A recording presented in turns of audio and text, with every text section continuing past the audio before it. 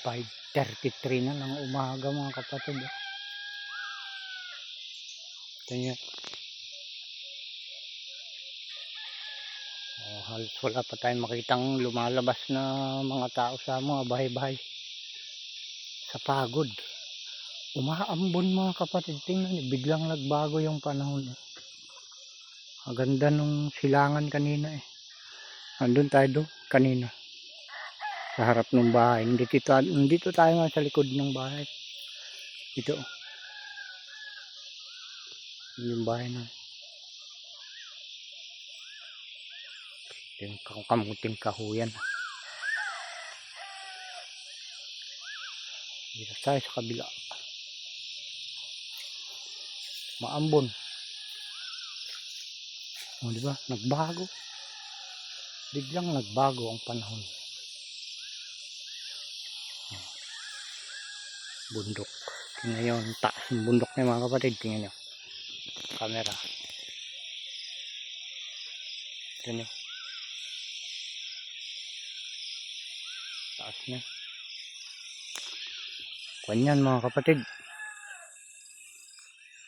Bato. Bato yung bundok na yan. At hindi mo pwedeng taniman yung bundok na yan. Simula doon. Ayan. Lahat ng yan. Yan yung hangganan ng lupa o yung may tanim na yan. Bato na yan mga kapatid. Lahat yan. Yan, may saging dyan na konti o. Yan, kaunting lupa. Yan, pero sa gawin na ron. Bato na yan. Grabe, sulit na bato. Ay. Hindi tayo natuloy. Pagpunta nung bayan. Ay, yung anak kong ikatlo. Driver din. Ang katulad ko siya narawang kan. Siya na nagmaneho dun sa kulong-kulong namin na parang tricycle. May lakad dun sa bayan. Kanyan. 2 oras takbuhin nyo ng tricycle. Kulong-kulong. Pag simple lang yung patakbo mo.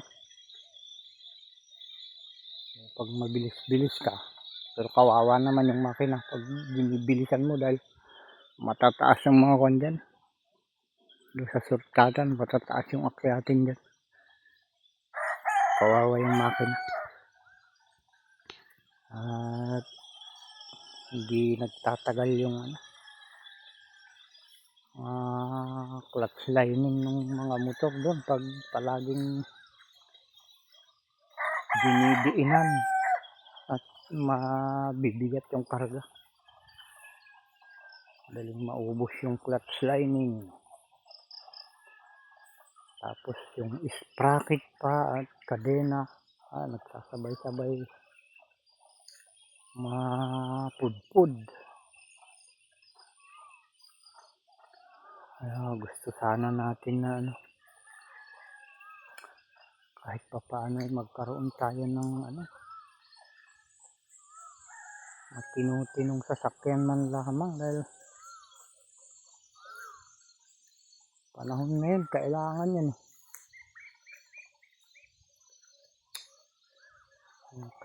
may sasakyan nga naman tayo naman hindi nakikisama ng biglaan yung mga sasakyang nabibili natin halos kwan na yun wasakin na at ipakilo na yung mga nabibili natin mga murang sasakyan. Kagandahan lang mga kapatid, alam natin yung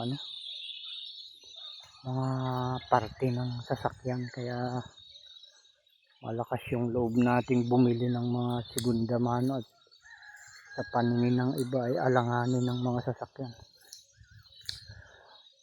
Ay yun lang ang kaya ng ating bulsa.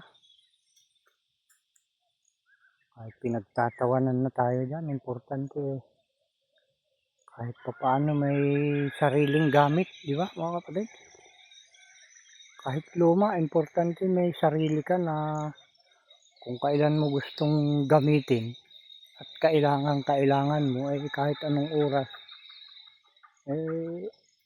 hindi ka na maghahanap, gagamitin mo na agad. Ayun, pinagsisikapan natin na kahit pa paano ay mapalitan yung mga hindi na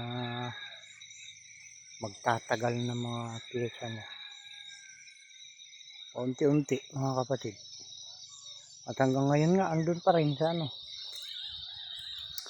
sa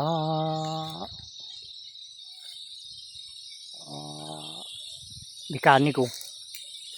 Pag makina na kasi mga kapatid ang nagka-diferensya ay nako, panglabas lang ang alam ko na mga ayusin. Pero pagdating na sa mga pangloob, pag nanghina na yung sasakyan, umuusok na, umiinit na, hindi ko na alam ang ganon remedyo. Alam kong buksan pero hindi ko na alam isuli. Ay, may mga gauge ang pagkakabit niyan mga kapatid, may mga timing.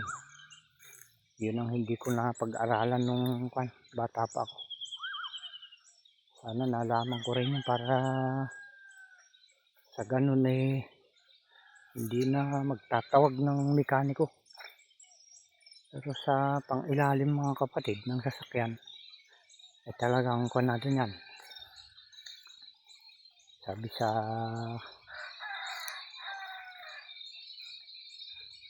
kasabihan natin ay gamay na natin yung mga pang-ilalim na pag-wielding yan, hindi problema. Ay nako, dami problema mga kapatid. Ay dami problema nating mga tao. At isipin na lang natin na natural lang yan mga nangyayaring ito. Magsanga-sanga mga problema na hindi naman pwedeng sasarilihin mo na lang. Buti nga may ganito na may social media na may Facebook, may ang tawag dito, may mapaghihingahan tayo ng sabi nila sama ng loob o problema sa buhay ay hindi naman natin masabi sa ating anak, magulang wala na tayong magulang na kayang gumabay sa atin. Isa na yung biyanan ko na lang na babayang naiwan. Mga anak mo na, pag sa anak mo idadaing yung problema mo, lumalabas na ang mas matibay yung mga anak mo kaysa sa'yo, diba? Dinadaing mo na yung katayuan mo. Di okay yun mga kapatid sana yun. Ang problema